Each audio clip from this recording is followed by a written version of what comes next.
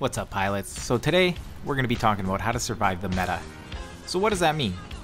Well, first you actually have to know what the meta is. You have to be familiar with what people are currently doing. And it's a little bit deeper than just the weapons that people are using, what titans are people using, what's OP, what's not, but more importantly, how are they using it? And one of the things that I've noticed is that a lot of it is actually position based. Guns like the Spitfire and grappling hook will affect how people direct themselves around the map. If my mini-map was always lit up with people, I don't think I'd ever drop a game. Map hack, you dirty bastard teams that run multiple. You can always trust on me to find something to hate. But you know what I've noticed? Traffic patterns, especially on this map. I know people are coming from the top, so why not just wait for them? We all knew what was gonna happen. Let me show you guys another opener. You remember when I was really big into openers? Because again, it's when like the chessboard is all reset, you know where everybody should be, you know what kind of moves they can make. They can go up the middle, they can go through the left, right, they can go through the center. The guys like to drop an AWOL or aim their G2s or sniper down the center. That could be a pretty crafty kill. This was based mainly on speed. Now I'm behind them. Maybe I can get this double kill.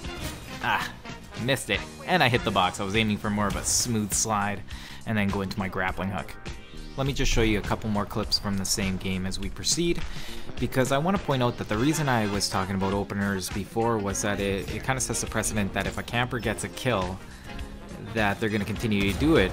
And if you're somebody like me that sometimes will just wildly throw myself at people just to try to prove a point, when it doesn't go right, it just reinforces the idea in their mind that the strategy that they're doing is a really good one.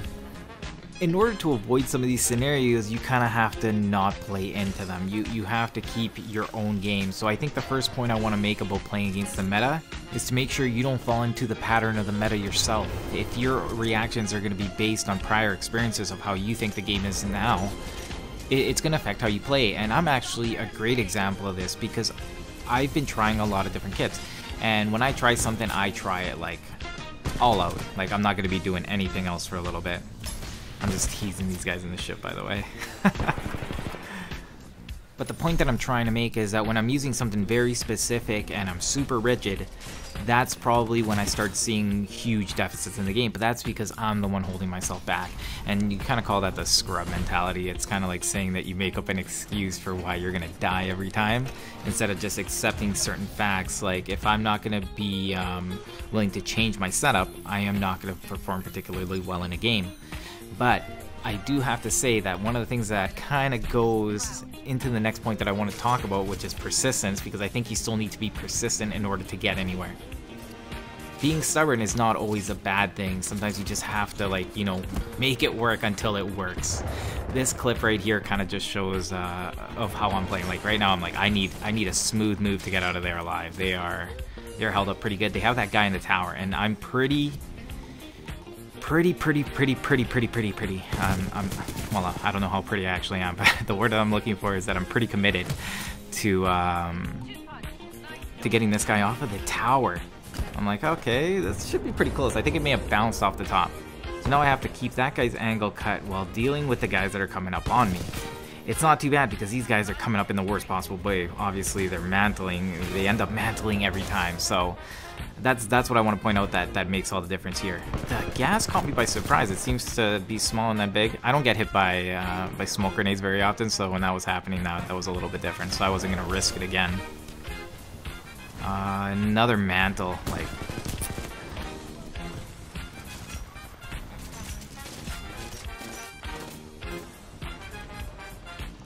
I think I'm just tired of this. I'm like, let's just do this how I do it. You know, like sometimes you just need to believe, like I was like, okay, I can continuously throw from back there, yeah, no problem, but if I just commit once, like, I'm gonna finish them. Look at my meter, I noticed this after on the playback. I don't know if that's always been the case on them. Like, I've been on ships quite a bit, and I never quite noticed that happens. I'm pretty sure I don't think that's a common thing that happens. Because right there I was losing my meter completely. Usually it'll just like I can disengage my hook in order to like grab on in a different way. At least I thought I could. I don't know if there's different dropships. I'm gonna have to start looking more closely apparently. What's going on now? I am going into my Titan, first to drop.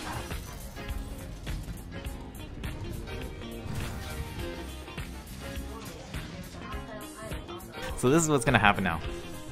We're gonna have a couple of guys rotoring me. I have this problem where when I came back, I couldn't turn up my sensitivity again because then I couldn't shoot. I think it had, I think I was also psyched out by the change to the alternator. I did feel the aim assist change on that as soon as I tried it once. Well, it could just be me. But anyways, my sensitivity is down. I used to be able to do these like really quick 360s to just slug guys as soon as they came off if my timing was right. And now I'm just like pretty calm about it. If they take the battery, I'm pretty sure I can get it back anyways. Oh, where'd this guy go? Oh, he's pretty quick. You can see the outline, but very faintly. Phase. That was my opportunity for a laser shot. That was a really good phase. I was impressed there. I have a Titan behind me, and he's pretty persistent as well. I thought he'd just give up and go do something else. I'm working on these like quick scopes with the laser. I just want to be able to always land them. Still not super consistent with that. It was only up a little while ago or something I keep forgetting that you can actually zoom in when you're holding the laser. To me, it actually feels odd. It makes it seem harder to shoot guys. It seems more forgiving when it's big. I don't know why.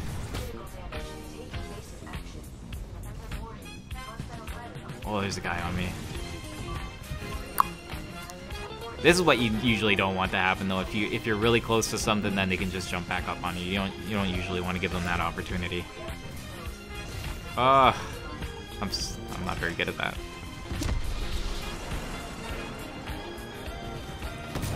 I'm pretty good at these, though.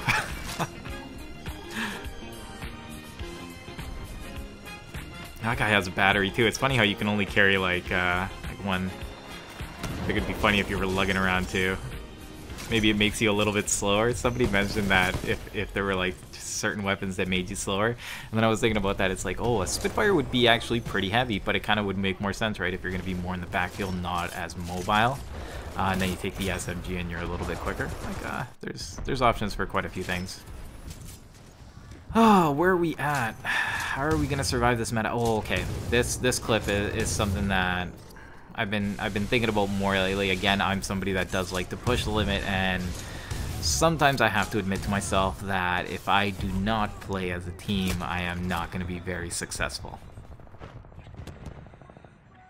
Right here is just recognize their pattern. A grenade, I'm like, what can he possibly... I couldn't tell if that guy was a Monarch or not, but now I'm very cautious about splash damage from Monarchs shooting those missiles because they're not particularly accurate. I don't know if you guys saw him, but we did see him earlier running into the building.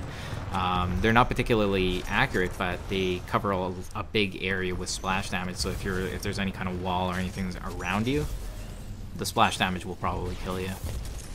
I'm like, I got this, whatever.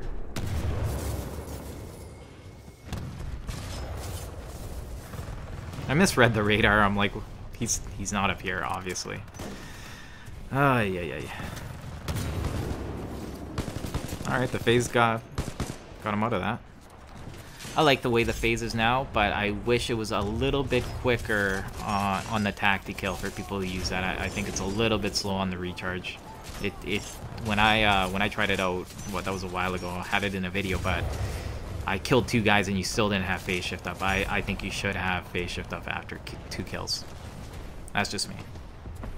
Keep fighting, pilot. Your Titan's almost ready.